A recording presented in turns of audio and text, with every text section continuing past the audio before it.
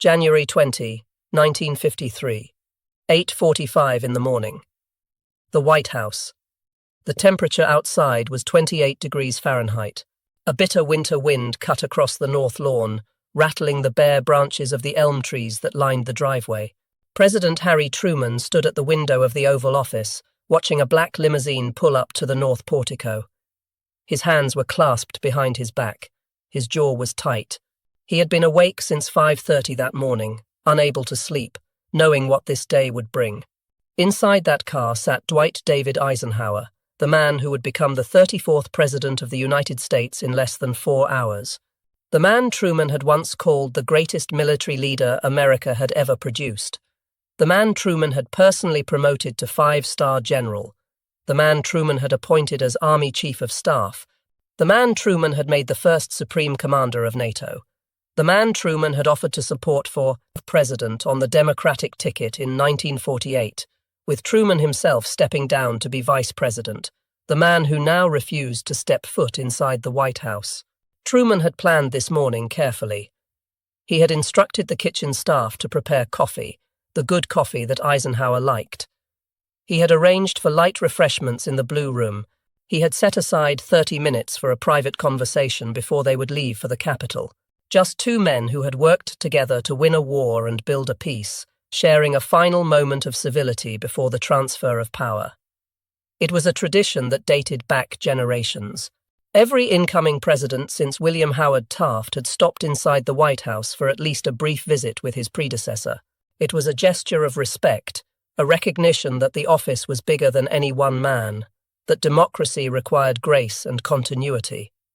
Mamie and Dwight Eisenhower sat in their limousine at the entrance. The engine was running. Exhaust poured from the tailpipe into the cold morning air. The door did not open. They would not enter. They would not come inside for even 5 minutes of courtesy. White House staff stood in the hallway, confused. The ushers did not know what to do. Should they go outside and ask again? Should they wait? The minutes ticked by. 8:46. 8:47. 8:48. The head usher, J.B. West, stood nearby, watching the scene unfold. He had worked in the White House for years. He had seen difficult transitions before, but he had never seen anything like this. He would later write in his memoirs that he was glad he was not going to be in that car for the ride to the Capitol. CBS correspondent Eric Severeid stood on the lawn with other reporters, watching the limousine sit motionless at the entrance. He could see the tension in every person present. Secret Service agents shifted uncomfortably. White House staff whispered to each other. Photographers waited, unsure whether to take pictures of a scene that felt more like a funeral than a celebration. Severeid would later call it a shocking moment, a break with American tradition so stark it felt like a wound in the fabric of democracy itself. What had happened between these two men? How did a friendship that helped win World War II and build NATO turn into hatred so bitter that one man could not stand to sit next to the other? How did the president who made a general into a national hero end up banned from ever setting foot in that general's White House? This is the story of how Harry Truman and Dwight Eisenhower went from the closest of allies to the most estranged leaders in American history. And it started with a simple act of political ambition that Truman saw as the ultimate betrayal. July 1945. Germany. The war in Europe had been over for 2 months. The smell of gunpowder and smoke still lingered in the ruins of German cities. Millions of displaced persons wandered the countryside, searching for home. The Allied occupation was barely organized. Europe was in chaos. President Truman had been in office for exactly 3 months. Franklin Roosevelt had died suddenly on April 12, 1945. Truman, who had been vice president for only 82 days, found himself leading a nation at war. He made the decision to drop atomic bombs on Hiroshima and Nagasaki. He managed the final defeat of Japan. He attended the Potsdam Conference with Winston Churchill and Joseph Stalin to negotiate the post-war order. Now, in mid-July, Truman stood on the Autobahn outside Frankfurt with General Dwight Eisenhower, the supreme commander of Allied forces in Europe. The Autobahn was Hitler's signature achievement, a massive highway system that cut across Germany. American engineers were impressed by its design. Truman wanted to see it for himself. Eisenhower gave him a personal tour. They walked along the concrete roadway, they calmed, examined the bridges, the overpasses, the engineering that made high-speed travel possible. Truman was fascinated. He had grown up on dirt roads in Missouri. The idea of a national highway system appealed to him immediately. But Truman was not just there to look at roads. He was there to get to know Eisenhower. Eisenhower was 54 years old, the most famous soldier in the world. He had just led the largest military invasion in history. D-Day on June 6, 1944, the liberation of France, the defeat of Nazi Germany. More than 2 million Allied troops under his command. Operations across multiple countries, coordinating with difficult allies, managing egos and logistics and strategy on a scale never before attempted. Eisenhower had succeeded where others might have failed. He was brilliant, but more importantly, he was diplomatic. He knew how to work with the British, with the French, with difficult personalities like General Bernard Montgomery and General George Patton. He made decisions under impossible pressure and took responsibility when things went wrong. Truman saw all of this. He saw a leader. He saw someone who could unite people, who could manage complexity, who could handle the weight of command without breaking. And Truman knew his own limitations. He was a farmer's son from Independence, Missouri. He had served in World War I as an artillery captain. He had spent most of his career in local politics, working with the Pendergast machine in Kansas City. He had been a county judge, then a senator. He was competent, hard-working, honest. But he was not a giant. He was not Roosevelt. He was not a natural president. Standing on that autobahn with Eisenhower, Truman made a decision. This man, this general, should be president. America needed someone like Eisenhower to lead it through the dangerous years ahead. The Soviet Union was expanding. Communism was spreading. The world was splitting into rival camps. America needed the best leader it could find. Truman looked at Eisenhower and said something extraordinary. "General, there is nothing you may want that I will not try to help you get. That includes the presidency in 1948. Eisenhower was stunned. He stammered a response. He said he was flattered but not interested. He was a soldier. He had no political experience. He did not want to be president. He wanted to finish his military service, retire, and live quietly. Truman pressed the point. He told Eisenhower that leadership was leadership. The skills that won wars could win peace. Truman said he would step aside if Eisenhower would run on the Democratic ticket in 1948. Truman would take the vice presidency again, just like he had under Roosevelt. Eisenhower would be the presidential nominee. Eisenhower declined politely but firmly. He thanked Truman for the offer. He said he believed in civilian control of the military. Soldiers should not become politicians. It was bad for democracy. He wanted no part of it. Truman accepted the answer, but he did not stop believing Eisenhower should be president. Over the next 7 years, Truman would mention it repeatedly, publicly, privately, to reporters, to friends, to anyone who would listen. Eisenhower was the man. Eisenhower was the one who could lead America. The two men stayed close. After the war, Truman appointed Eisenhower as Army Chief of Staff in November 1945. They worked together on demobilizing millions of soldiers, on occupation policy in Germany and Japan, on the early stages of what would become the Cold War. On February 7, 1948, Truman presented Eisenhower with his 4th Distinguished Service Medal at a ceremony at the Pentagon. It was a formal event, full of pomp and respect. Photographers captured the moment, Truman shaking Eisenhower's hand, both men smiling. The president and his most trusted general, behind the scenes, their relationship was even light, warmer. They wrote letters to each other regularly. Truman sought Eisenhower's advice on military matters. Eisenhower kept Truman informed about army operations and personnel. There was genuine affection between them. Truman saw Eisenhower as the son of a great soldier, someone who embodied the best of American values. Eisenhower saw Truman as a decisive leader who had made the hardest choices any president had ever faced. In 1948, Truman won re-election in a stunning upset.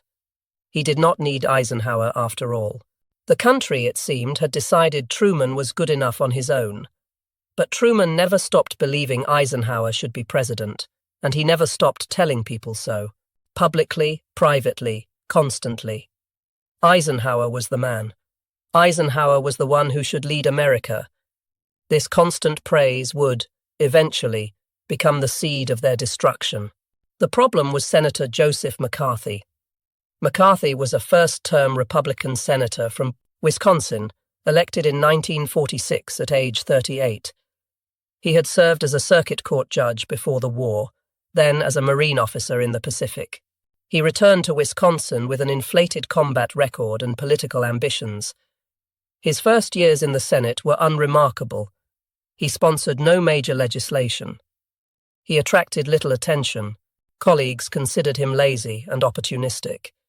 Then, on February 9, 1950, McCarthy gave a speech that changed American politics. He spoke to the Republican Women's Club in Wheeling, West Virginia. It was supposed to be a routine political speech, the kind senators gave dozens of times a year. But McCarthy said something explosive. He claimed to have a list of 205 communists working in the State Department. He waved papers in the air. He said he had names, evidence, proof of a massive conspiracy. The speech was a lie.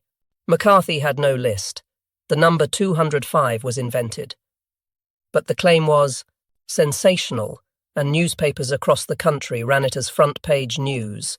Communist infiltration. Traitors in the government. A senator with proof. McCarthy became famous overnight.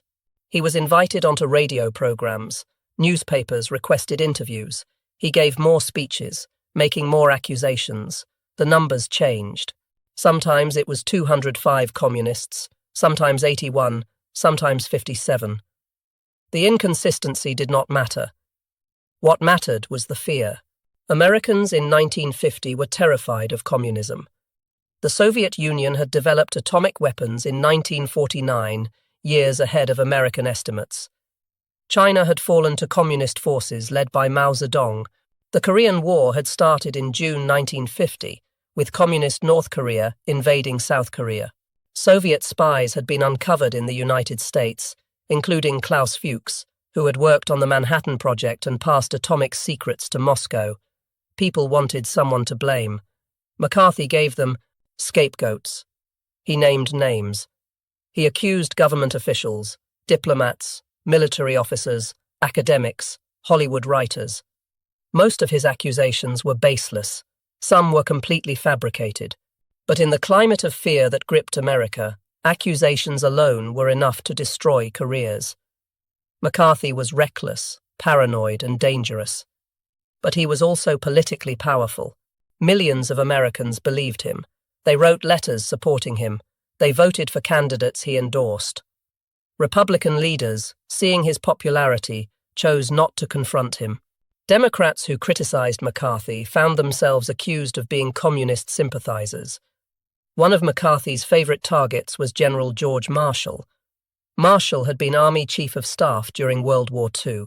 He was the architect of American victory, the man who had built the United States military from a small, poorly equipped force into the most powerful army the world had ever seen. In 1941, the army had fewer than 200,000 soldiers and equipment left over from World War I. By 1945, it had more than 8 million soldiers, the best weapons, the best training, the best logistics. Marshall had done that. He had selected commanders, organized divisions, coordinated with allies, planned operations.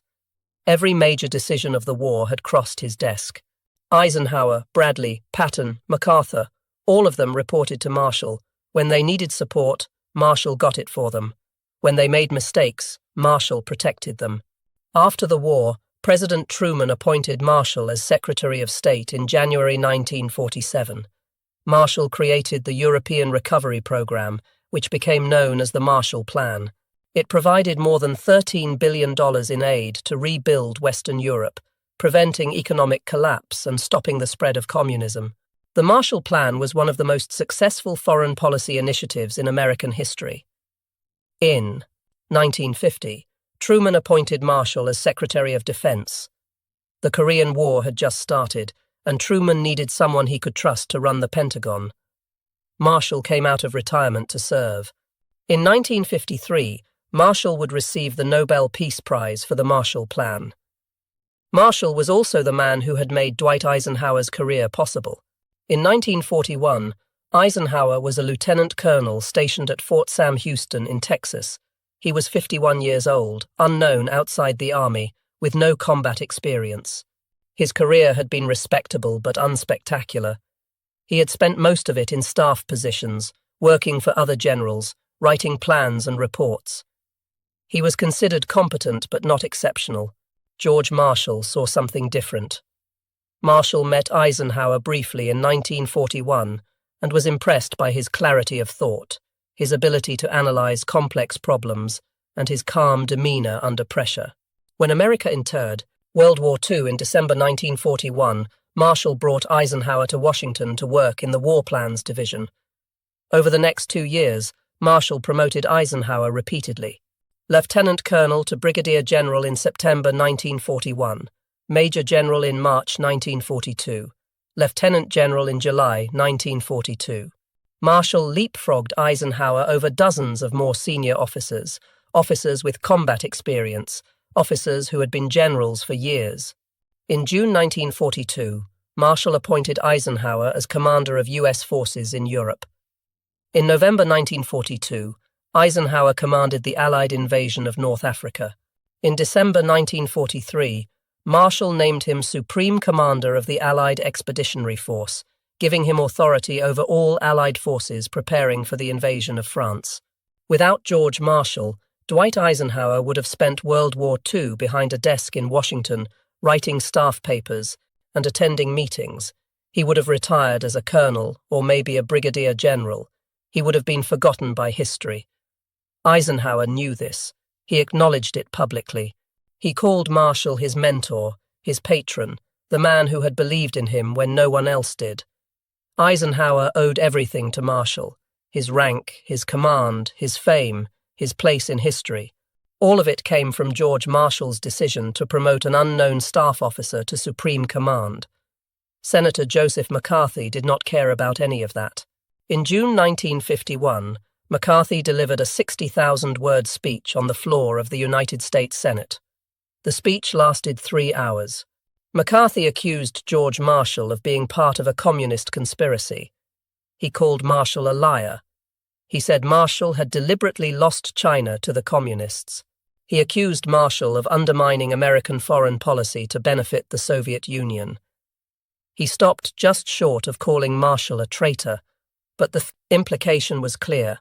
McCarthy's central claim was that Marshall, as Secretary of State, had failed to support Chinese nationalist leader Chiang Kai-shek adequately, leading to the communist victory in China in 1949. McCarthy argued this was not incompetence but deliberate betrayal,